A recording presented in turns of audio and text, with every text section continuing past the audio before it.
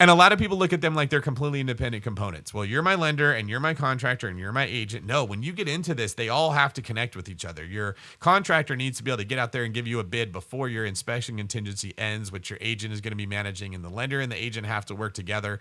And oftentimes, like, you won't answer phone calls from your lender when they ask you for something. But if your agent says, if you don't get this to him by end of day today, you're losing the whole deal, then you will. So that chemistry is also very important when you're picking the pieces. You're listening to BiggerPockets Radio, simplifying real estate for investors large and small. If you're here looking to learn about real estate investing without all the hype, you're in the right place. Stay tuned and be sure to join the millions of others who have benefited from BiggerPockets.com, your home for real estate investing online. What's going on, everyone? It's Brandon Turner, host of the BiggerPockets podcast, here with my co-host, Mr. David Green. What's up, man? In the sea shed again. Yes, we are. This is where the magic happens. This is where the magic happens, and we sit awkwardly close talking to each other. Staring at each other's eyes. It's a little weird. Today, we're going to talk about building a team when you're a solo investor. In other words, what that means is if you are a real estate investor who is just getting started, maybe you're trying to buy your first deal, fifth deal, 10th deal, but they're smaller deals, we're going to talk about the team you need to build. Specifically, we call that the Core Four. The Core Four. I pointed at David because you're the one that coined that term. Yes. You just didn't know where I was going with that. So we're going to talk about the Core Four, which are your deal finder, your property manager, your lender, and your contractor. All right. So we're going to talk about those today. But first, let's get to today's quick tip. So quick tip today is we're going to talk a little bit about finding a real estate agent. BiggerPockets just overhauled our agent directory. It's pretty cool right now. You can actually go to BiggerPockets, go to the network tab, go down to agent. Now, this is totally free, by the way. Just go to agent and then type in your zip code or your city. And all agents in your area are going to pop up there, and you can contact them right there. You can see details about the agent. It's really cool. Even if you don't need an agent, go check it out right now. And if you are an agent and you're like, whoa, how do I get on that directory? How do I get there? You can find out more information at, you know the URL off the top of your head for like premium, digit/premium? I go to network and then I click on agents. If you are an agent, what do you do? If you want to be there, do you know? I don't even know. I think it's at .com/premium. We're going to say it's /premium. If not, we'll make that URL work. So if you are an agent and you want to be listed there, go to BiggerPockets.com/premium and you'll learn more about that. So cool. All right. Well, ready for some today's good show? stuff to get into today. All right. And I think that's about it, everyone. So, hey, do me a favor. If you like this show idea, do me a favor and go over to the YouTube to watch this. Maybe you're watching this on YouTube right now. And if you are, thumbs up, please, below the video, and let the world know it's good. But let us know in the comment section of the YouTube video if you like this style, if you like this kind of like me and David pick a topic and just drill in on it, because we want to do maybe more of these, but if you don't like them, then we don't want to do them. And of course, follow us over on Instagram at BiggerPockets for all things BiggerPockets related, and specifically David Green 24 on Instagram and pretty much everywhere, and me is Beardy Brandon over on Instagram. With that said, let's talk about the Core Four. David, first of all, the Core Four came from your book, Long Distance Real Estate Investing. That's where that concept came from. Now, today we're not talking just about long distance. This applies to local as well. Mm-hmm. But which of those four, we mentioned earlier, it's like your deal finder, which is typically a real estate agent, but it doesn't have to be. We can dive into that in a minute. Agent, lender, contractor, property manager. Which one of those comes first, do you think? I like to look for the deal finder first. And the reason is the deal finder will usually have the biggest network and the most access to the other three pieces. Smart. Okay, so let's dive into it. Maybe I'm going to interview a little bit because this was your concept. The agent versus not agent. Mm-hmm. The difference being on market versus off market. Usually, yes. Can you explain that real quick for those people who have no idea why you use an agent? Why wouldn't you use one? Yeah, that's a really good question. So, before we do that, maybe we should break down why this is an important thing. Sure. So Brandon and I have found we were sitting here control. Talking. That was like politician style. I like do it that. all the time. Thank you for asking that question. Let me answer the question I wanted to ask in the first place, and then say I'm glad you asked for that, even though you didn't. Brandon and I were sitting here talking about where we had quantum leaps in our business. Okay, so when I got this piece, everything changed. And for you that are listening to this, there's actually a point where you're waiting to take that quantum leap too. And that could be buying your first house, buying your second house, buying a bigger property. Just writing an offer could be a quantum leap in the progression of I want to be a real estate investor to I own real estate. Yeah. And what we found is that every time we didn't do something, either we didn't know it, we didn't trust ourselves. There was a fear that if we go do this, we're going to make a mistake, right? And when we found the right person to put into that place, all of a sudden that fear went away and we found ourselves taking action. Yeah. So oftentimes we like whip ourselves on the back. We're like, you need to do better. You need to get out of bed earlier. You need to go do all this stuff.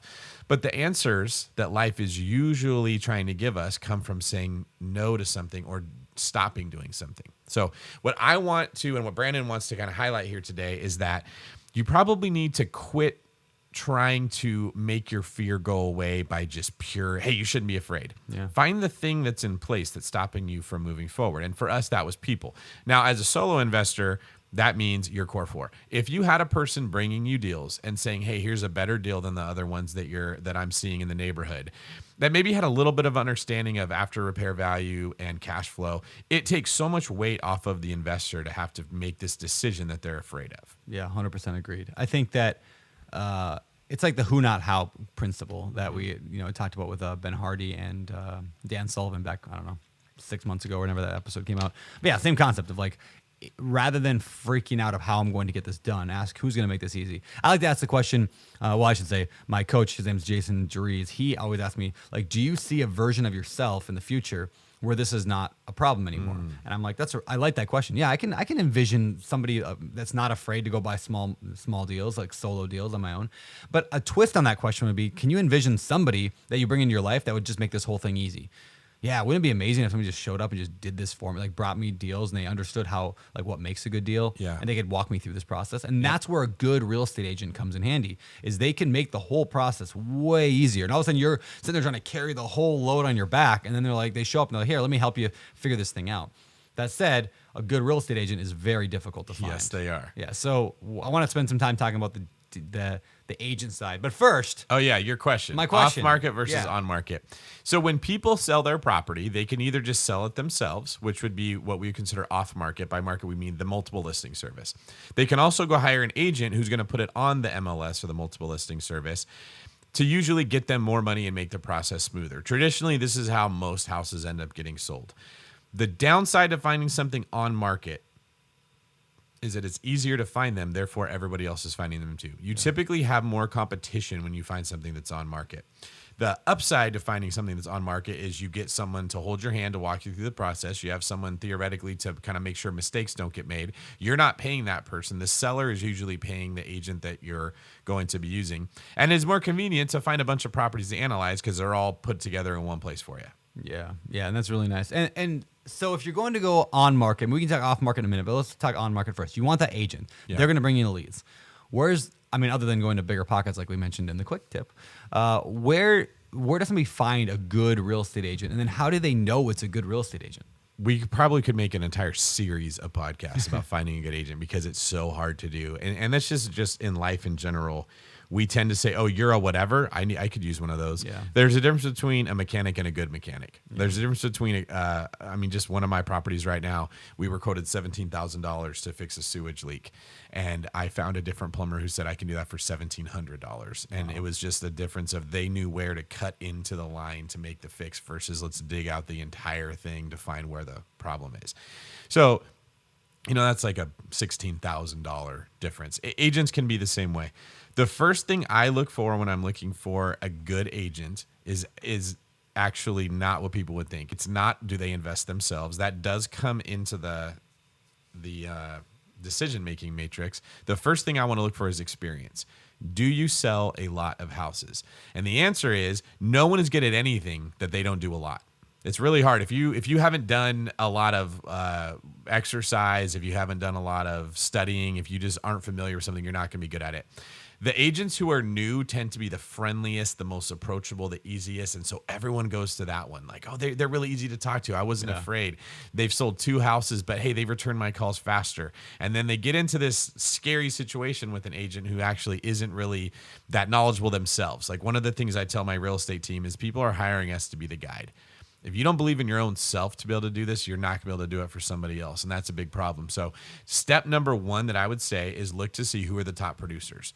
You can ask them how many houses they sold last year. You can ask other people who sells all the houses around here. But you want to make sure that they've done this a lot, definitely more times than you have. Yeah, that's a good point. I think in the Multifamily Millionaire, and I think I may have put it in another book too. No, I think the Multifamily Millionaire was the first one I did it in. But I talk about the on-fire agent, right? Somebody who's organized, like an agent who's unorganized or doesn't have a team that keeps them organized is just going to be a disaster, right? Number 2 was like networked. In other words, they know people in their market. They understand their market. They're like networked is the word I came up with because I needed on fire and I needed an N word. But networked was like, yeah, they're connected. They know all the top agents. They know all the top lenders and contractors and things like that. So ON and then F was they're focused on you, not just on their own goals. So when you're talking with them, they're talking to you. I was investment savvy. Doesn't mean they have to be an investor. They just have to at least have some basic understanding of what you're looking for. Otherwise, like I've dealt with agents before, I'm sure you have too, where all they can talk about is how cute the kitchen is or how cute the front porch is, and those would be perfect for your family. And I'm like, I don't care about my family. Okay, I do, but I don't like. I'm not trying to buy this for my family. I'm trying to buy this for an investment. So they have to understand what an investor cares about and how the investor world works. Like if they don't know what hard money is, I'd be like, well, I kind of want an agent who understands that concept so they can help me through this. So F, I, and then R was responsive. That's to get back to you. Yes. So many agents are unresponsive. So many people, contractors, agents, people, whatever. And then finally, the last one was what you named, experienced. And if you can find one of those agents who's just on fire like that, like they will help you get your stuff done. And my thinking is if they're experienced, they'll have everything else. I agree. Yeah, I agree. Unless they just like that old woman or old man who's been an agent for 40 years and just sucks at everything. They don't sell any houses. Yeah, they got experience. So long. Yeah, they just been doing They were crushing it back in the put a magnet on the refrigerator days, and they haven't evolved. Exactly. So do you recommend finding like? I mean, you're looking for agents. You're probably looking on BiggerPockets for a bunch of them there. That's a good place to start, right? If you want to find a Justin Bieber fan, go to a Justin Bieber concert. If you want to find a real estate agent who understands investing, go to BiggerPockets. You start there, but there's lots of them on there. And there's no guarantee. Just because they're on BiggerPockets does not mean they're going to be good. Mm-hmm. So what do you ask an agent? What do you think a person should ask an agent to even determine if they're the type of agent that you should work together? Like what's a red flag or what's a green flag? Is that the opposite of red flag? I don't know. I never thought about that. Green light. What's the green light and what's the red flag? Yeah. Okay. There you go. Okay, so one of the things I like to do is I like to ask an agent, what are the strengths of working with you and what are the drawbacks? Oh, that's a good question. All right. Everyone, if they don't know how to tell you their own strengths, they just haven't sold houses yet. That shouldn't be that hard of a question to ask. But like a lot of the time, it becomes that if you're new at something. Yep. If you ask me, what are your strengths in jiu-jitsu? I don't know. I asked Brandon, do I even have a strength yet? If you ask someone who's really good at it, they'll tell you, I like these chokes. I like these moves. I stay away from this stuff. My limbs aren't long enough or whatever the case would be. That's a really good point. It comes from experience, right? That's where you know what your strengths are. And humility and experience combined to come up with weaknesses. I think one of the things that makes me better at business than the average person is just that I know where I'm weak and I don't have a big problem acknowledging I know I'm not good at something. And I avoid getting into situations that I know I can't get out of or I'm not going to be good. So what you're looking for with the answer is that they are strong in areas that you know you need, and their weaknesses aren't something you're going to rely on them. You have something to add here. Yeah, you can see me smiling. Do you remember the scene in The Office where Michael is trying to get basically Jan's job at corporate, and so he's getting interviewed by I think it's the boss of David. Wasn't that his name? David Wallace. David Wallace is interviewing him, and he says, "So tell me your weaknesses, Michael." I think he just says, "I just care too much. I care too much." That's what most people give you when you ask that question. By the way, I'm just too consistent and too persistent. I love people too much. Yeah. So and this is a side note, when I'm interviewing people to join my team, that's a question I ask them. And if they can't give me a compelling answer on their weaknesses, we don't go forward. It doesn't mean you don't have weaknesses. It means you are not aware of them. And you're going to blindly walk our company into a situation where we're going to step on a landmine because you didn't know what you weren't good at. It's a big, and we're going to get into that later when we talk about how to build a different kind of team around your own weaknesses. So the listeners should be aware of that too. One of the ways to know if something's weak is it just feels heavy. You don't like doing it. You put it off. That's such a good point. Yeah, light and heavy is a concept that we talk a lot about. It's not hard or easy. That's the correct. There's things that like jiu-jitsu is hard. I love doing it though. It's light, even though it's incredibly hard, right? Lifting is heavy but in several ways, right? Yes. Like I lift occasionally. I don't really like it, Yep. even though actually I think lifting is easier than jiu-jitsu. It feels heavy. You don't enjoy it. I don't enjoy it while I'm Yes. doing it. It feels heavy. And so I ask myself that constantly, does this feel light or does this feel heavy? I got that from Jason Dries as well. If this how does it make me feel when I think about doing this task? So maybe that's another question is like asking an agent, what feels light to you? What feels like, what's something you like doing? I don't know if it. Well, hopefully you're getting at that when you ask the question of what are your strengths. Now, the answer, what you're looking for is different because every investor is going to be different, right? But I can tell you some of the things that I look for. I want my agent to be very good at knowing the value of the properties in the area that they're selling. If I say, hey, what would this thing sell for if it was fixed up? And I get It could be anything really. You never know what the buyer's going to bring. That's not what I'm looking for. Yeah. I'm looking for, hey, 3.2s in this neighborhood are typically somewhere between 300 and 340. Yeah. Right. And if they give me that answer right away, I know they sell a lot of houses. Yep. I know that they're confident at doing it. So that's one thing that I'm going to really want is how do the values of this neighborhood look? Because I'm comparing whatever I'm buying to whatever the other houses are. So I need them to have a knowledge of that. Another thing that I want an agent to be able to tell me would be, what are the best parts of town? Okay, so I'm investing in Chicago. Yeah, we'll go with Chicago. What are the areas of Chicago I want to avoid? What are the areas of Chicago that are up and coming? I think Chicago's like all around good. You think so? Everywhere. That's what I hear. I think Chicago's just across the board. I threw Chicago out without thinking about it too much because I didn't want to throw Detroit. And I ended up, Chicago is very bifurcated if you're not familiar. So that's not the best example. But what we're looking for here is, do you know where the area that's up and coming is that not everyone else is thinking about? Yeah. So I know in the Bay Area, the parts of the Bay Area and the parts of the certain cities that are going to go up in value faster than all the other ones. And I know what I'm looking for. Like, one of the things I've often said are like, you look for hipsters, man. That person who's walking around, we never remember the name of it, with the little sticks that are looking for water in the ground, right? Like they're... Yeah. I don't can't remember the names of them. Water something. They're looking for water dowels or something like that. And then when they find it, the stick like they put on the ground, right? Last time we couldn't think of the name of this. I got a bunch of Instagram DMs. And we still forget. They told me what it was. I was like, oh yeah, that's what it is.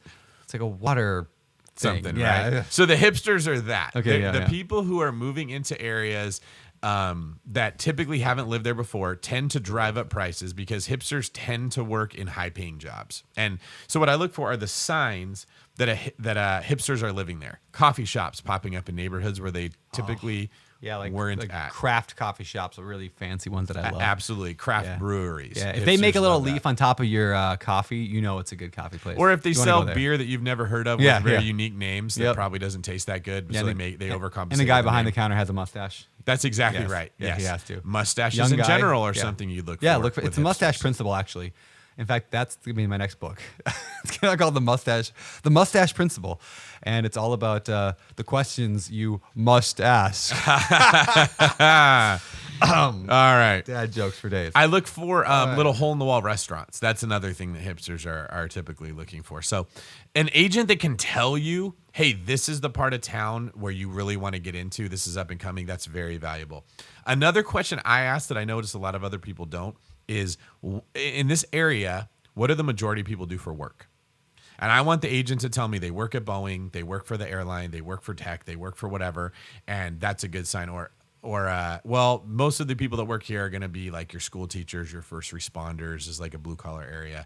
If they don't even know what the population does for work, why people want to live there, they don't know that market very well. And I probably don't have to ask any of the other questions. Yeah, that's really good. That kind of, it fits into the whole, like, you're well networked. And when I talk about network, that's part of what I mean is like they understand their market and the people in it, the dynamics, the demographics, they understand what's happening in that market really, really well. Now, let's talk real quick about the responsive thing. Okay. Because responsiveness is important for an agent, especially in a crazy market like now. You have to be quick. At the same time, good agents that are experienced and have all the on-fire stuff, they're busy because they're working with a lot of different clients. So how do you balance? You need somebody who's responsive to you, but those people are also so good that they're doing other people. Like, what are you actually looking for in responsiveness? So I can use my business as an example. If somebody messages me, they're probably not getting a text back immediately in most scenarios. I probably have around 900 or so unread text messages. If they call me and it's a number I don't know, I'm just not going to answer. You've seen my phone's been ringing the entire time with spam calls and unknown numbers and stuff like that. But I do have a system set up to where if you reach out to us, we are going to get back to you. Somebody else on the team is going to respond to you.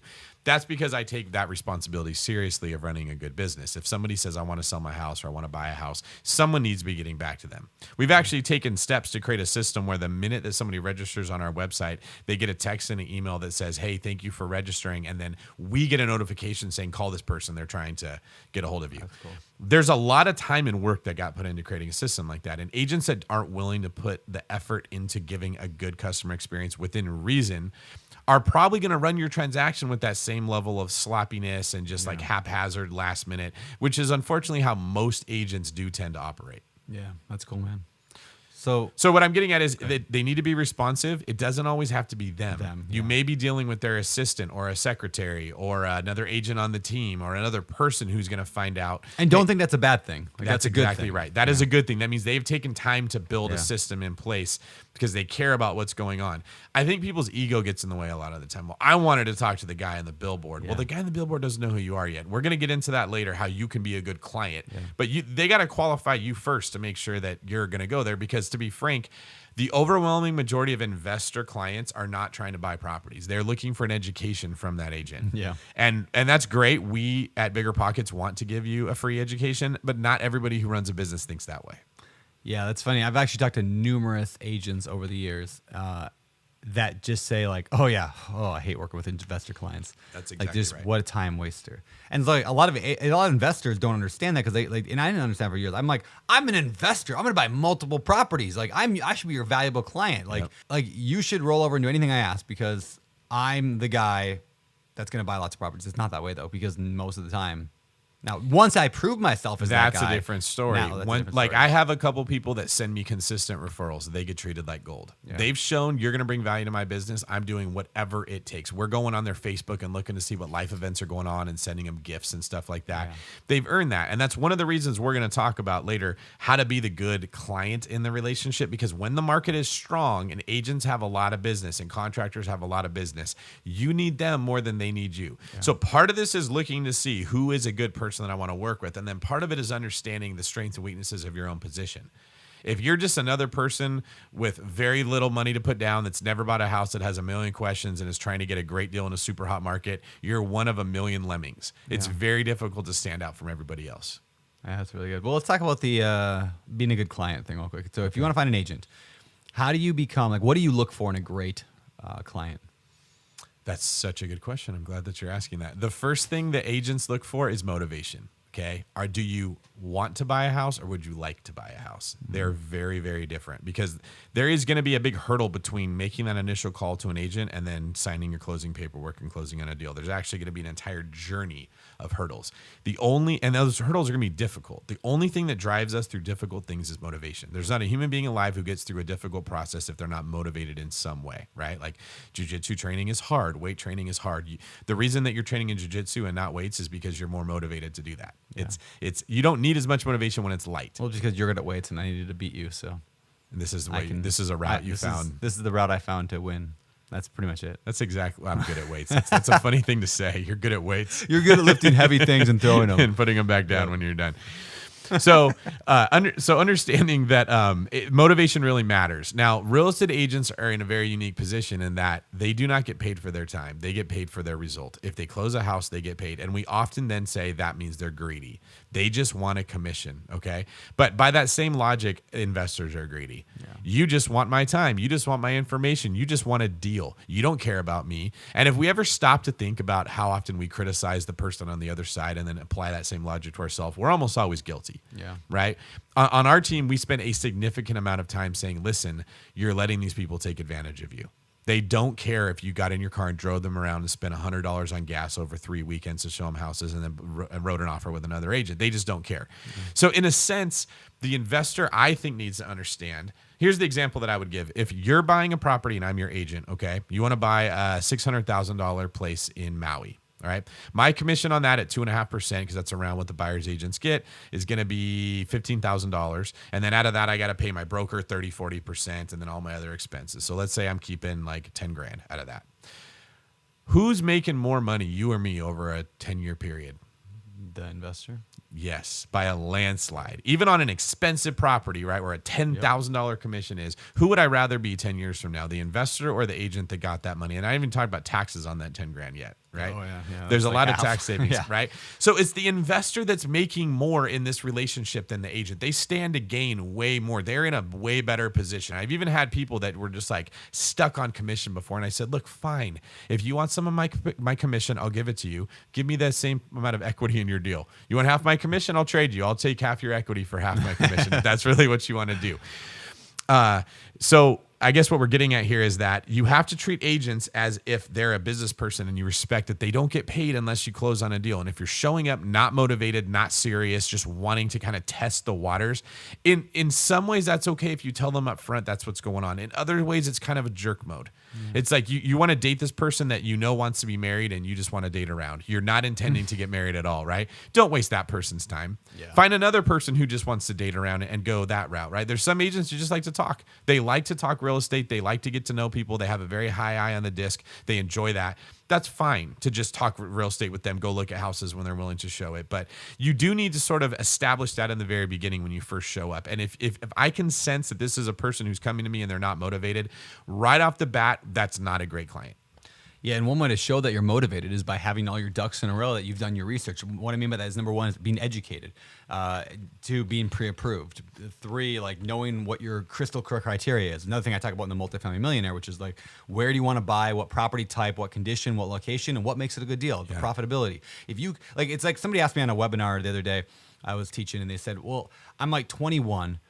How am I supposed to get an agent to take me seriously, is what they said. And I think it said agent or a wholesaler. And by the way, all this stuff applies to wholesalers. Yeah. But how do I get somebody to take me seriously? And I said, well, let me give you an example. Let's say there's 2, let's say I'm a real estate agent and 2 people come up to me at separate times the other day, and they say they want help finding a deal. The first one comes up and says, hey, I just attended the seminar that I heard on BiggerPockets, and it was really good, and I'm really excited about real estate, and so I want to buy something. I don't have any money or anything, but I figure like there's got to be a way to do it. Brandon wrote a book on it, so I'm figuring it out, and I just want to buy real estate somewhere. I want a good deal.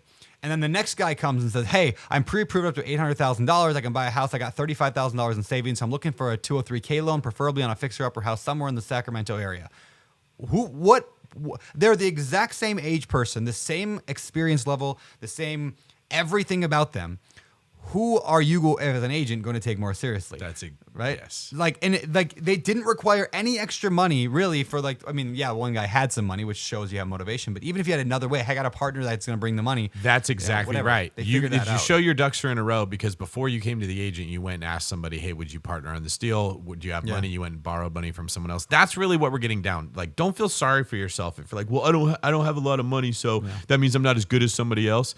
No, but it does mean that you have a little more work to make up than somebody else that does, and you need to show the agent that you've already done that. Yeah, this is actually one of the reasons I'm a big fan of the BiggerPockets calculators, right? The rental property calculator, the Burr Calc, is because just by when you've done your numbers, you got your math done, you've got pictures, you got a map, you got the charts and colors and graphs on that PDF report, you print that out and you bring it somewhere. It doesn't guarantee you're a genius and you're going to be able to figure this out, but you sure look a whole lot better than the guy who doesn't show up with anything. Yes. Saying like, I want to invest in real estate. But if you're like, hey, here's how I run my numbers, and this is the property that we're looking at today. I ran the numbers here. This is where I'd have to get it at based on my 8% cash on cash return requirement. The agent would be like, whoa, like this person's like, they know more than me. Like most agents wouldn't even know that much, right? Like how to do a basic calculation on BP. So and here's what's also interesting. Side note, maybe we'll cover this later, but if I'm thinking about how do I get a lender to take me seriously? How do I get a hard money lender or a traditional lender? How do I get a contractor to call me back? How do I get a property manager to be good and treat me well? The same answers we're saying for the agent thing applies to all of them, right? You go up to a contractor, hey, I'm looking to get some work done. Can I get a bid?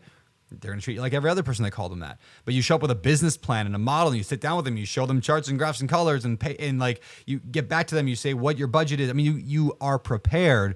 They're instantly put you on a different level. And they instantly say, well, this person is somebody I want to invest my time in. This person feels light. Yeah, this person feels light. Yeah, they're not going to just make me waste my time here. So, yeah. So can I give you a story of an example of I just had a person who needed a contractor in Nevada. And I asked my buddy who's from Nevada. He gave me a name of a person they've used before. So now I'm already getting the experience, and this is like an on-fire contractor. Yep. Okay. I call him, and he doesn't answer the phone. And then I text instead, and he goes, oh, thanks. I didn't recognize the number. Quick tip right there. If people don't answer when you call, it's probably because they don't know who you are and they're like getting blown up. So send a text message and let them know. Yeah, I don't answer my phone ever if I don't know the number. And that's normal. I wouldn't expect you to answer your phone. I should text you and say, I'm this person. This is what I'm looking for. Okay. I then waited until 5:30 and called back, and then they answered. Why do you think they answered at 5:30, but they didn't answer at 10:30? They're off work. There you go. Yeah. Right? He was doing work when I called, and then I'm going to get upset that he didn't take my call because I didn't get treated like royalty. Yeah. And then I asked him, hey, were you working? Yes. What time do you get off work? Right around 5:30. Okay, cool. I'll try to make sure I call you at that point. Do you work for somebody else Monday through Friday and do your own side jobs? Yeah, that's exactly what I do. Makes sense. So now I know I'm not going to ask you to do anything that isn't going to be done after hours on a weekday or on a weekend, okay? I tell the person what my friend needs, and I connect them with my friend. My friend then complains to me that they've called them 3 times and they didn't answer the phone. What time did you call? It was between 11 and 1, right? that right there, like to that person, this was a bad contractor. Yep. They don't care. They don't want my business. I'm not going to work with them. They made zero effort to work around that person's schedule. And it just comes down to they didn't understand, like, that guy's got so many jobs that he could take lined up. He's picking the best one, right? We want to look like we're the best option for that person. It's taking a little bit of time to think about what is in their world. Yeah. How do I become light to them is the difference between me getting a great response and a great interaction with that person and someone else thinking they're a jerk. Man, that's so good. And it's kind of convicting to me because, I mean, last week I texted a contractor in the middle of the day. And we texted back and forth a few times. And then at one point he just like didn't text back. And so I just didn't, I haven't texted him again. I'm just like, well, I sent him the last text. He should text me back. But the fact is, like he's got multiple jobs. I have no contractors right now. He also doesn't know if you're serious. He doesn't know if you're actually going to hire him to do the job. Yep. Does he know who you are?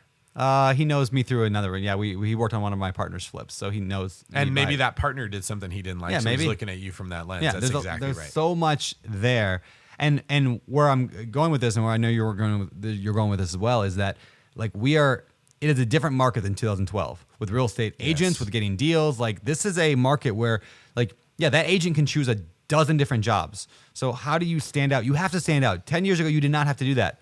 Every contractor was begging to work for you 10 years ago. Yes. Even the best ones were out of work, but that's not the game today. If you got somebody begging to work for you, it means that they're probably not very good. That's a huge red flag. Yeah. There you go. Not a green light. Yeah. If I call somebody, a contractor, and I'm like, hey, you available to work on a project? And they're like, yeah, I can come out tomorrow. I'd be like, that's not a good thing. And everyone would, that's the same as they go with the agent that responds right away and they're very friendly. It's because they've never sold a house and they're desperate for money. They're going to tell you whatever they have to do. I mean, I don't know they're going to do that, but they're more likely to. And they don't have experience. Whereas the more experienced agents, they're going to vet you a little bit. They've been seasoned to know some people talk about it and some people be about it. And they're going to put their resources towards the more serious people. And this goes for contractors too. Those are the two hardest people to find right now. And that's why we're giving this advice to the listeners. Yeah. All right. So let's shift a little bit from agent and talk about contractors for a minute. I know we were going to cover that a little bit later on my outline, but we're talking about it. So how do you find a good contractor? Like what's the top of the funnel? Very difficult. All right, good show. Yeah. I think right now you start with a person that has worked with contractors before. So ask yourself the question, who do I know that either is in real estate, has lived in this area for a long time, maybe not a house flipper because they're probably not going to want to share their contractor with you. Yep. Okay. But maybe the guy who owns a really big commercial building. Yep. Right. And they need contractors to come in and fix leaks and fix drywall. And like when the tenant moves out, they got to change the place around. They probably have connections to contractors that don't work full time, especially if they've been doing it for 20 years. Yeah. Maybe that contractor's picky with his time or her time. They're not actually taking every single job that comes their way. And if you get a warm introduction from someone like that and they're like, oh, Brandon's good. Okay, I'll come look at the job. Yeah, that's really good. You know, two kind of cliches come to mind, but I'll say them both because they're true. First one is dig your well before you're thirsty, right? This applies with all these things, but especially contractors. Like, you're going to need them. If you're a real estate investor, you're going to need a contractor. Start digging that well right now, because and that means establishing the relationships, finding who's good. My buddy Greg out here in Maui keeps a running list of every single contractor in all of Maui. Like he does like this giant spreadsheet. He just keeps, every time he hears of one, sees a truck, doesn't matter, he writes down the name, because he's always prospecting these contractors and then finding little jobs to give them so he can try them out and building relationships. And this is why he was so good at flipping houses out here, is because Greg just he networks with everybody. He's always digging that well, because he knows that so much success in flipping comes down to the contractors that you have. So dig your well before you're thirsty. The second one was the whole Abe Lincoln quote that probably wasn't Abe Lincoln. If I had 6 hours to chop down a tree, I'd spend the first 4 sharpening my axe. Like finding contractors now and doing the work and the prep work and the screening and all that. It's a lot of work up front sometimes to find the right one. But if you're going to be doing a lot of rehabs in an area, you're going to buy a bunch of property in an area, or grow a portfolio there, that work up front to build a solid relationship is the sharpening of the axe that will then carry you forward for years. And combine that with like the whole giftology methodology we talked about a few weeks ago on the show with John Runyon, like I think it was Rulin. Yeah, John Rulin. Like just giving things to people. Like that's not bribing, just you're building relationships with cool stuff. It doesn't have to be expensive either, just nice things that establish good relationship with them. It's those two principles are going to make sure that you have years of good contractor relations, instead of relying on, well, I got a rehab to do tomorrow, just close today. Who can I call right now? Just I've done that so many times. And every time I'm like, why did I do this? It always happens with life. Yeah, that's usually the way things go. One of the things I like to look for when I am with a contractor, it's usually when I'm walking the property. I don't want an order taker. And really this philosophy goes for everything in life, right? The agents on my team, I'm constantly telling them, you're not an order taker. Yeah. When someone comes and says, I want A and B and C and D, the initial response everyone has is to go find it. Yeah. And then they bring it back and the investor goes, oh, I'll think about it. They don't do anything. We didn't stop to ask what A, B, C, and D meant to the person, why it was important.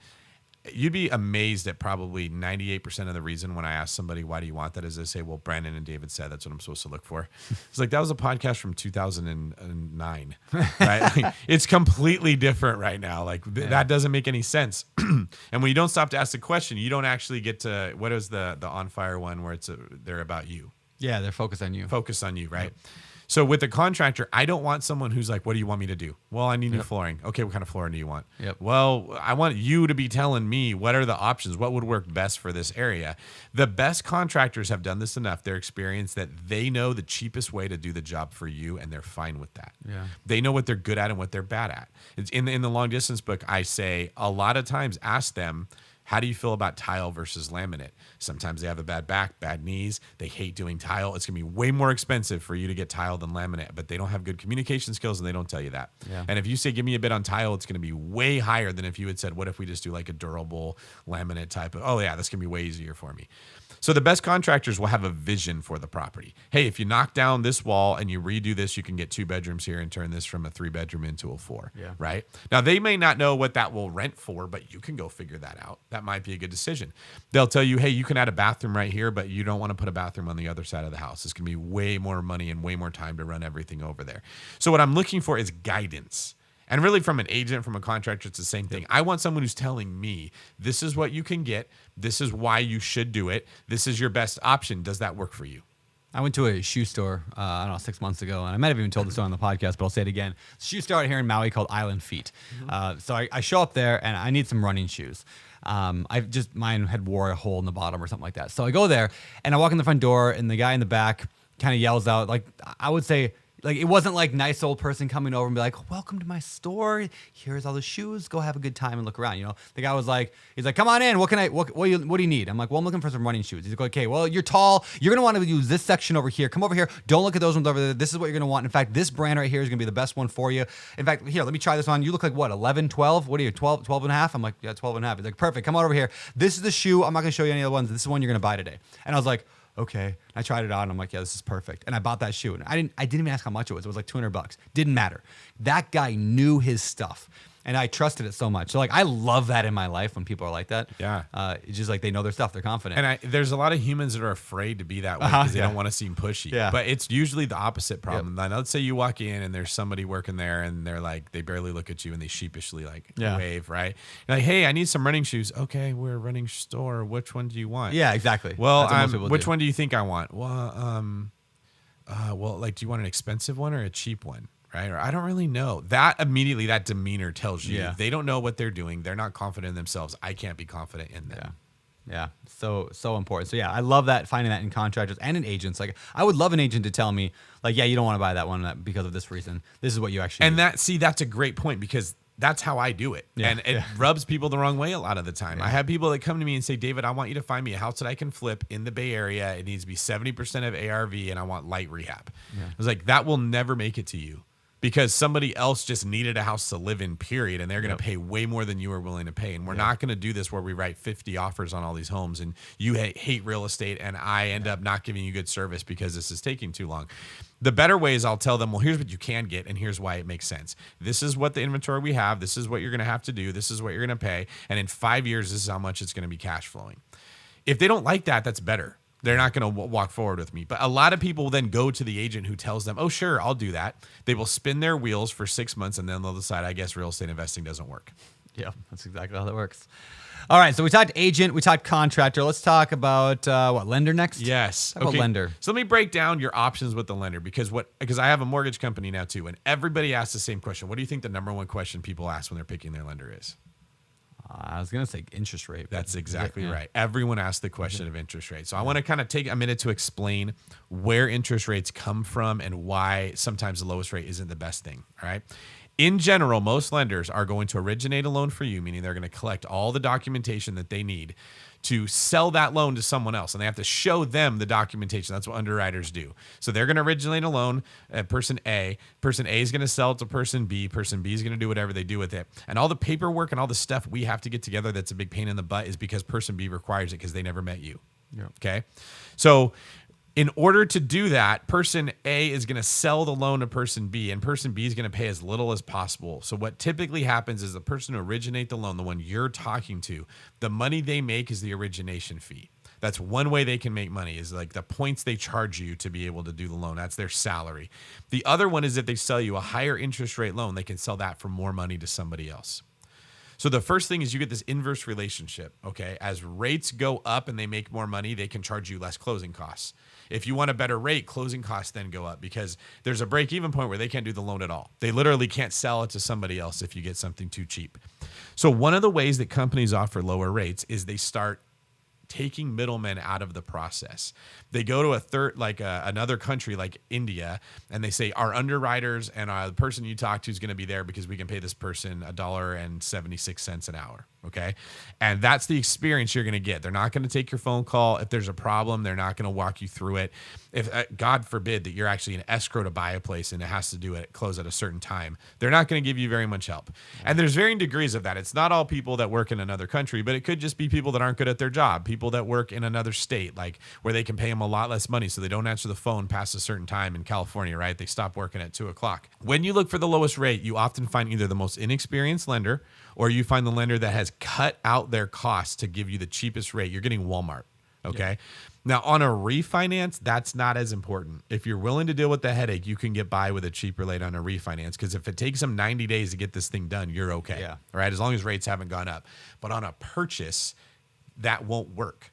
30 days is a long escrow right now. Sellers are wanting it even cheaper. So if you go with the cheapest rate because you think that you're smart and you found the better lender, and then you get a terrible experience, you don't close on the house at all, you lost hundreds of thousands or millions of dollars over a long period of time because you just went for rate. Yeah. So that's the first thing to look for with a lender. It's not interest rate. Interest rate is a thing to ask. Yes, it's not the only thing that matters.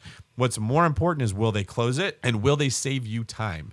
So experienced brokers or lenders know when they look at your initial file, oh, this is a problem. Yeah. He gets this much income. She gets this much income from this area. The underwriter's never going to accept that. We need to pay off this debt. We need to get you money from somewhere else. We need to move some stuff around before we submit this into underwriting because once we do that, you might run out of time before your loan contingency has to be waived and now your deposit is going to be at risk. So it goes back to experience. So on fire applies here as well. That's exactly right. And I just see people make this mistake a lot where they just go, what's your rate? What's your rate? What's your rate? What's your rate? And you always get something cheaper if you go far enough down. Like there's something cheaper than Walmart. You can go to a flea market. Yeah. Like eventually you can find something cheaper. And in certain cases, a flea market's fine. I need a pair of sandals to walk around on the beach. A flea market's a great place to do that. But you don't want to go buy a suit for a job interview there. So it really depends on the situation that you're having. The other component that I would bring up when it comes to finding a good lender would be how well are they partnering with your agent? So part of the reason that we have a mortgage company with the real estate team is that we're writing offers on houses that may be getting 12 to 15 offers on that house. That seller can pick whoever they want. Yep. We get our lender to partner with the agent to bring the case at the same time. So it's not just one of the agents on my team or me calling that other agent saying you should take my offer.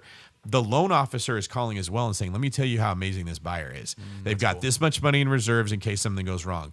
Their down payment's low, but they have more they could bring in if they wanted. I just wanted to get them a low down payment, but I've already collected all this documentation. There's no way that this loan isn't going to close. This is the best borrower you're ever going to have. And by the way, I don't know if the agent told you, they have to move. If they don't get a house, they're going to be homeless, so they can't back out of this deal, right? We throw everything at that person to get ourselves to the top of the list, because what I always say is, if you're the second best offer out of 12, you might as well have been the worst offer.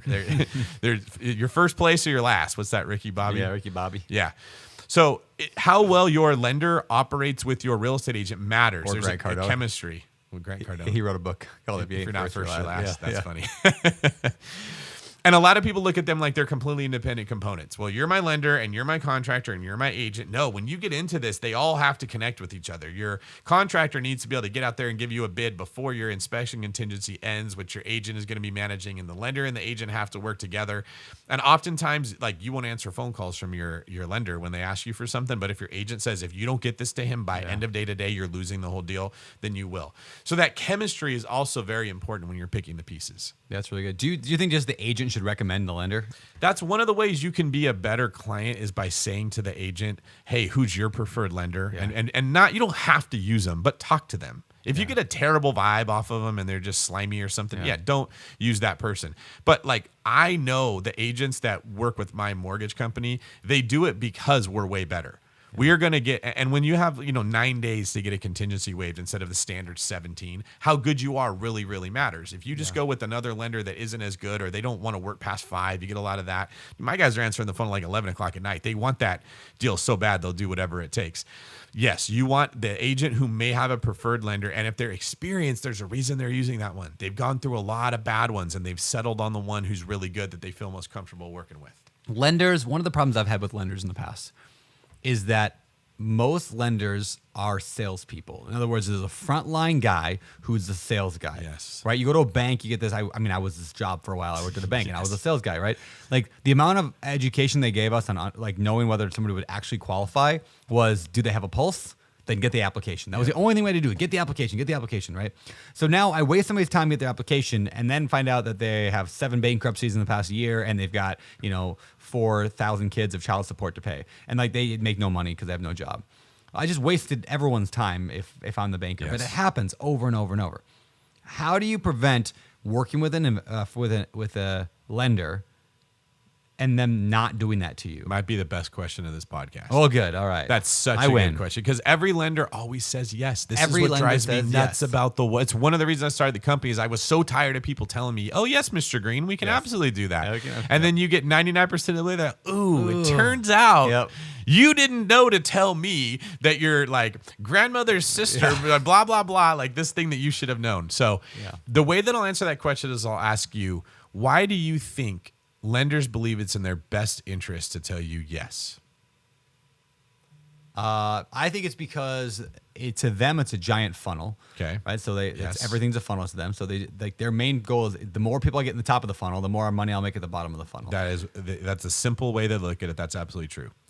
But even then, they don't want to waste time putting someone in their funnel that they know isn't going to work. Correct. Okay. Yeah. So why do you think that they would be hesitant to say, hey, what's going on with this part of your life, or what's going on over here? This could be a problem. Anything that could be bad news that isn't a yes. I don't know. Where are you going with this? Where I'm going is that they know you're shopping them the same way that you don't want them doing that to you. Okay. So people are showing up to the lender and they're like, man, can't he just give me a straight answer? But if his straight answer isn't positive, you're going to go to someone else. Okay. And that person is going to give you what you want. They want to rope you in first to get you to become a client of theirs. They're trying to pull you in and get you to the point of committed, where you're like, well, this is what I'm going to use. And then they're willing to give you the bad news. Yeah. It's human nature. So the way that I avoid that is I don't shop lenders. I say in the first phone call, I was told to come to you by this person. They told me that you're the best for these reasons. They said I can expect this from you, but not expect that from you. Is that accurate? And they'll kind of laugh and chuckle, like, yep, that sounds about right. Okay, well, that's great. I don't need someone who has the best personality. I just need someone that can close this deal. And they said, you're the closer, right? Here's my concern. I love that you just give them an identity that then they have to rise to. That's exactly what I'm doing. You're the closer. I am the closer.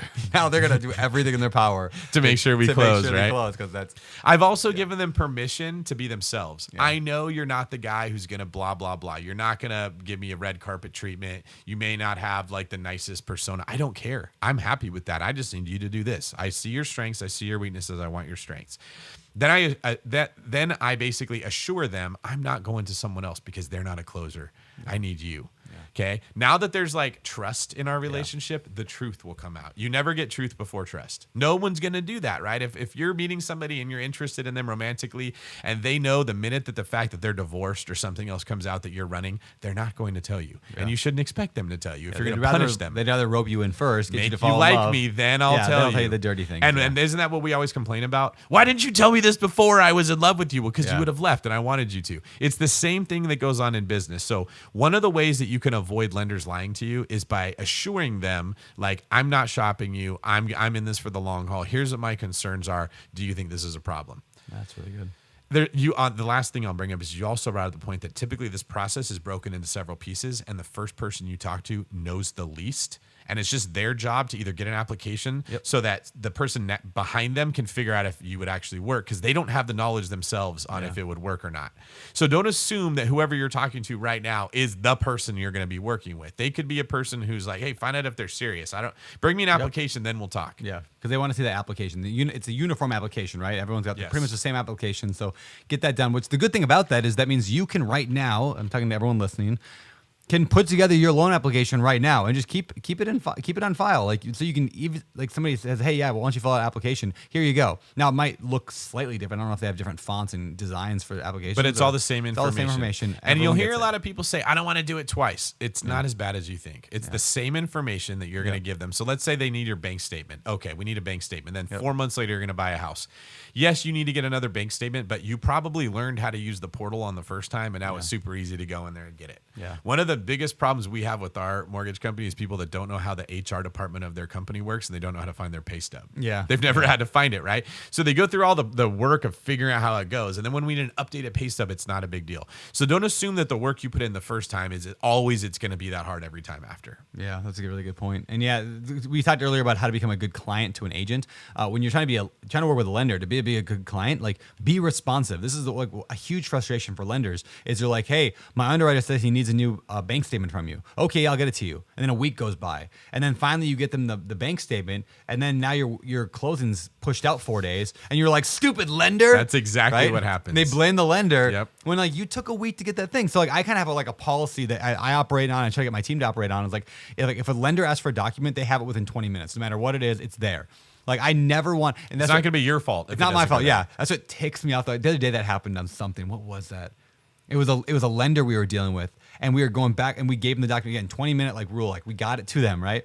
And then, like, I don't know, a week later, they said, yeah, well, we couldn't do it because we couldn't get that document from you in time. And they totally turned it on us. I can't remember the exact situation. It was a month or two ago. Drives me nuts. I was so pissed. Yeah. Like, I was just so ticked off because I was like, I gave that to you because that's what I don't want. And they wanted to save face and whoever they CC'd on the email, but I saw it and I'm like, yeah, no, this was your, but.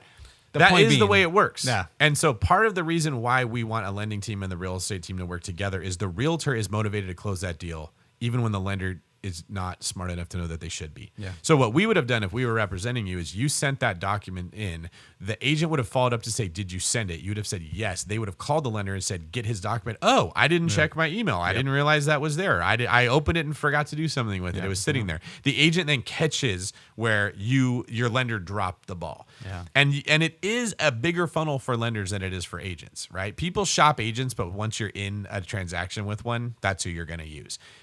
You have no idea how many times people want to get pre-approved. They have the lender go through all the work of doing it. Then the lender actually helps put them in contract with our team. And then when they're in contract, they come back and say, oh, I want to go use this bank over here instead. I just saw this commercial for a bank that's giving me a 1/4 point lower interest rate. I'm going to go with them. That's exactly what's going to happen. Now, first off, that's kind of a jerk move in a lot of ways. But second off, it's not even in your best interest because they might not know what is going on with your file. The reason they're cheaper is they're not as good and they could screw the whole thing up. So what we're getting at here, guys, is honestly, we're pulling back the curtain of what goes on behind the scenes that most people don't get a chance to see what happens on the other end of the phone call.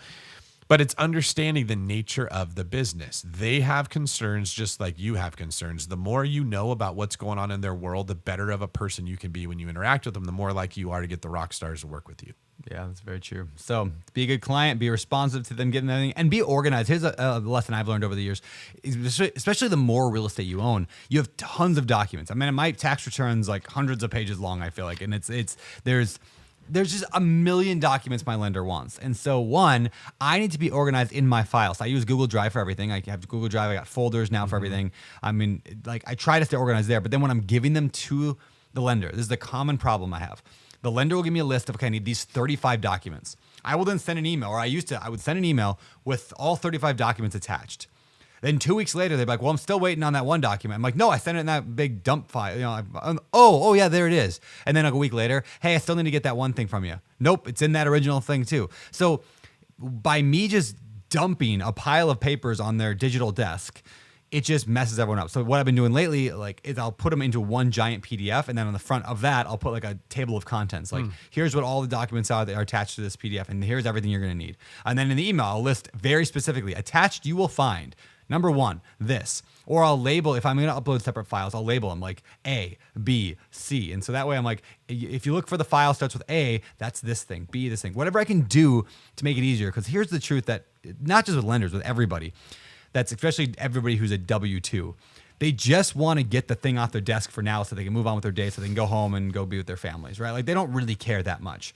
So like they and I do this stuff. They love checking off boxes. Like, oh, I asked that person for that document. Now it's off my plate. If you were to fire it back in 5 minutes, be like, here you go. They're like, okay, now I got to take another step here. So just keep firing back at them, and they'll keep taking steps. But they love when you take a week to get something back to them, because so that gives them the it gives them a week to get the excuse to keep it on the bottom of their desk. And it's funny you say this, because this is the talk we have with my team all the time, is checking boxes feels productive and is not productive. Yep. You can be checking boxes on a path that takes you nowhere. Yeah. Right. Yeah. And the other component is that every human being in a W-2 world, this is part of the problem with the W-2 world, is subconsciously develops the goal of making as much money as I can with as least work possible. Yeah. Right. And if they're getting paid hourly, they can't make more money, then they just put all their effort towards doing as least work as possible. Yeah. And that becomes a problem when you're relying on that person. So I'm not saying this just to hate on W-2 workers. Okay. There's certain ones that, I guess for the listeners, get out of that mindset and watch how quickly you get promoted and how quickly opportunities come your way. And then eventually you'll go become the business owner yourself, and you'll be frustrated by this when other people do it. But no, that's what they're like, okay? They're getting paid an hourly thing or a small commission on what's going on. They don't know if you're serious. They're going to do the minimum amount of work possible just to say they're done. Yep. The biggest problem that we see is when we send someone, hey, I need this document, and then we check the box saying, I asked for it. You didn't get the document. Your job's not done. You should be blowing that person up. I need the document. I need the document. I need the document. If your lender's not doing that, you need to do it to them. Yeah. I sent you this. Did you get it? Right? Or assign it to somebody else. I sent you this. Did you get it? Did you get it? Did you get it? Yes. Okay. Thank you. Next time, can you just let me know that you got it? And I won't blow you up. You do that in the beginning, and most of them, they might be slightly irritated, but they're going to put you to the top of their priority list, because now you became the most work, and they're trying to do the least work possible. Yeah. Trying to get you off their plate. Yeah. That's funny. All right. So we talked agent, we talked contractor, we talked lender. Let's talk about the final four of the core four. The final four of the core four. Which is the property manager. Let me turn this around on you, because you've written a book on managing rental property. You manage several rental properties yourself. I tend to rely on property managers, so I can tell you what I look for, but I'm curious with what goes on behind the scenes. What do you think makes a good property manager? I think a good property manager, above all, is a system freak. You know, like they love the E-Myth from Michael Gerber, or Work the System from Sam Carpenter. They love doing things the same way every single time, and it just gets done, because property management is actually a very simple business. That's what I like about property management. I've thought numerous times about trying to grow a national property management brand. I don't think I ever will, but because it's fairly low margin. But I love the idea because it's such a systematizable business. It's like McDonald's.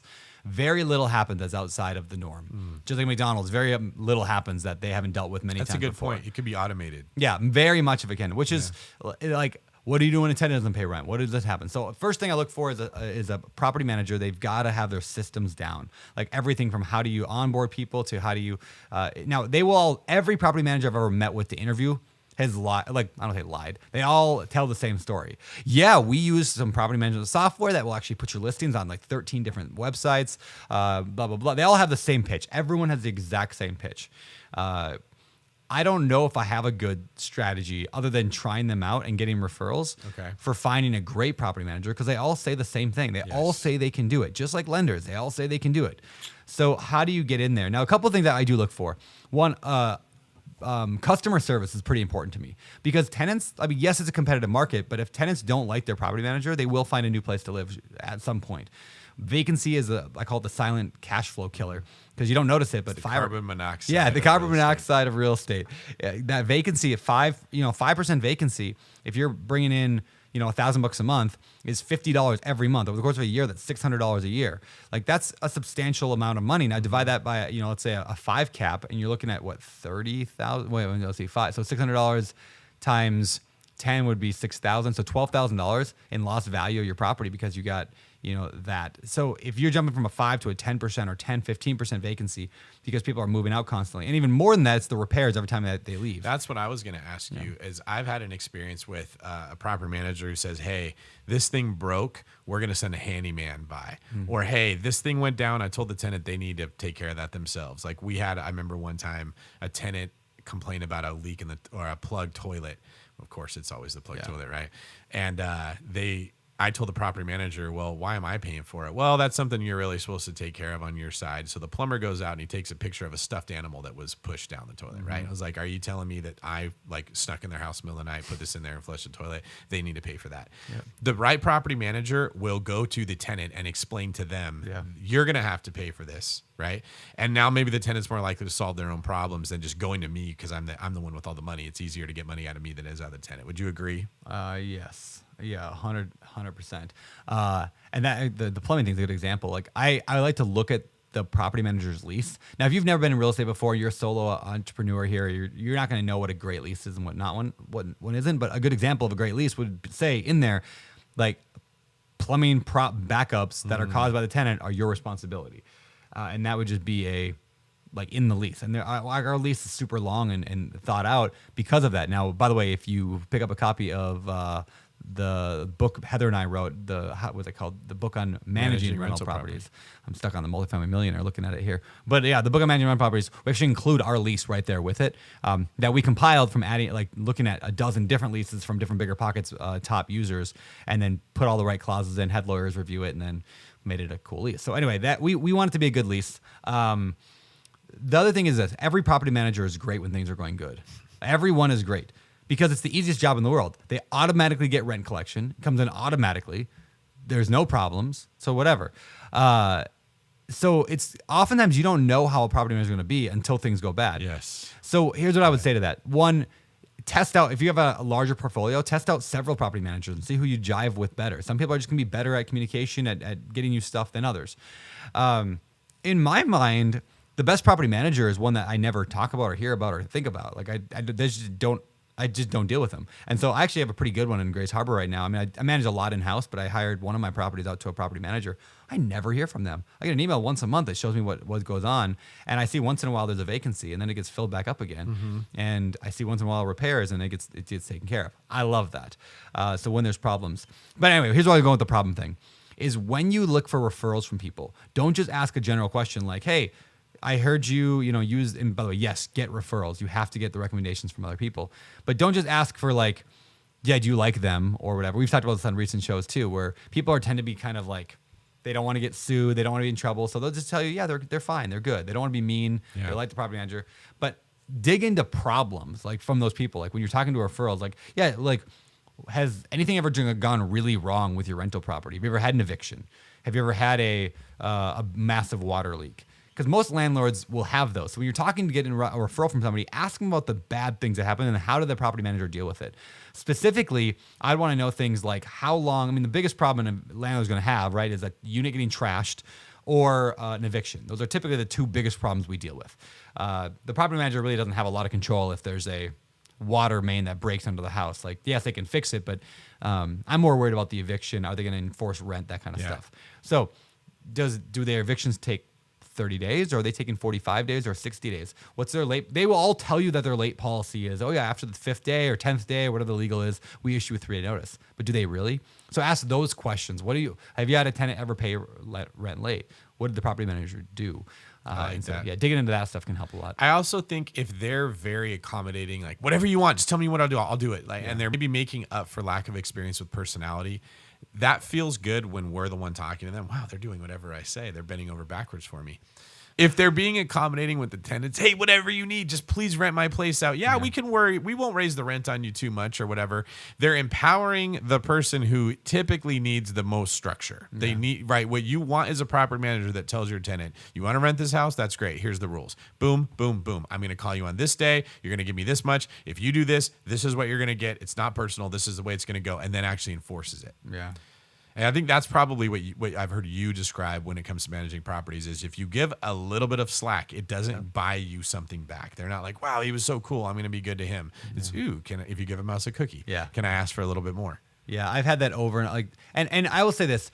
Most property management problems are not the property manager's fault. They're your fault, the landlord's fault, because you didn't train them right. You didn't follow up with them right. And I'll preface this. I'm going to tell a story about a terrible property manager I had. I bought this apartment in Ohio, and I still say it was my fault for not following up more often. So but they were a terrible property manager. And the reason what made them bad was things like a vacancy, a unit would go empty. They couldn't find a contractor to come in and work on it. It took 2 months to get the unit even fixed up or turned over. And then after that, it took them 6 weeks to get it rented out. And that should not be the case. And it wasn't a crazy very market. low standard of performance. A very low standard of performance. So had I talked to a bunch of landlords ahead of time who had used that person, I would have found that they were just, in every way, they were slow. It goes back to our conversation about W-2 earlier. When they're W-2 employees, they just don't care that much. And people are thinking, well, they should because they only get paid when the unit's rented. Yeah, they get paid 10% of an $800 a month rent. They get $80 or whatever it is. It's just not, they make money at scale by having hundreds of units. So they just do not care about your one property or your two or your three. They just do not care. What they care is about their entire portfolio as long as all of them are going. And so sometimes it's just really hard to find that person. Because they will lie to you to begin with, and everyone thinks they're amazing, and everyone wants to be the hero in their story, but they're just not. So that's why it's one of those hire slow, fire fast. Mm-hmm. But I also spread out. I try to find different property managers, and if they don't work, get rid of them and find somebody new. I think the common denominator that I see in these situations with the investor or the client or whatever in the relationship is they adopt an attitude of, well, if I'm good to you, you'll be good to me. Mm-hmm. I made that mistake in the beginning of my career. My team members make that mistake all the time. There's this aspect of human nature that just wants to believe, look, if I'm just nice to you, can you be nice to me and we can make it work? And that never works. People are not motivated solely by how nice you are to them. They're motivated by what's in their own best interest. And if that property manager doesn't have good systems and they're lazy and they don't really know what to do or they don't know how to they don't know how to run a tight ship, it's going to bleed over into your property. Yeah. So I don't value the niceness as much as show me your track record. Show me how you've done this before. When this happened, what did you do? And I'm expecting bullet points. Boom, boom, boom. This is how we handle it. Yeah, that's really good stuff. Yeah. And again, property managers, they're difficult. Contractors can be difficult. Yep. That's why we're in this game is we're putting together a lot of difficult situations and people and problems, and we're putting it all together in this big blender, and we're trying to make a nice tasting smoothie out of it. And it's not always that's why we get paid, and that's when you get paid. And so this episode today that we're talking about, these core four, this is for those solo entrepreneurs and how to put together that perfect team for you. But next episode we're going to talk about if you want to scale, if you want to have a larger team, you want to bring in team members, whether it's employees, whether it's interns, whether it's commercial brokers, things like that. How do you scale your business and who do you need for that? So we're going to cover that in part 2 here, and probably next week. I think it'll come out next week. So stay tuned for that one. And I don't know, you want to do get out of here? We don't really need to do the famous 4, I guess, because we could. Not today. Any books that you've been reading lately? I can ask you that at least. I haven't read a book in a minute couple years. It's been a long time. I don't know if I know how to read anymore. You've been reading The Multifamily Millionaire, Volume 1 from I Brian heard Turner. your book is crushing it, actually. Every time I think I wrote a good book, you write a better one. That's not even true. Thank you for always pushing the bar. All right. That's what my goal is to raise the bar, Turner. Yeah, I've been reading a book called Multipliers. Just started that one. I've read that one. Have you? It's a good one. How to be a better Liz leader. something? Yeah, Liz something. Yeah, it's good. I'm only 2 chapters in, but it's how to be a better leader and get people around you doing more work. Yes. To produce more because you are a multiplier of talent, not a drainer of talent. Yeah. So. Anyway, all right, everyone. So go check out the show notes. You can find those at biggerpockets.com/show whatever number this was. I don't even know. So just look that up. You can also leave comments below the YouTube video if you're watching it there. If you're watching this on YouTube, don't forget to give it a little thumbs up button. Subscribe to our channel for more content like this. And again, check out next week's episode where we'll be talking about how to build a team when you want to scale. So that's all I got. Anything you want to close with? No, sir. All right. Well, get us out of here. This is David Green for Brandon Bend Over Backwards Turner signing off. You're listening to Bigger Pockets Radio, simplifying real estate for investors large and small. If you're here looking to learn about real estate investing without all the hype, you're in the right place. Stay Stay tuned and be sure to join the millions of others who have benefited from BiggerPockets.com, your home for real estate investing online.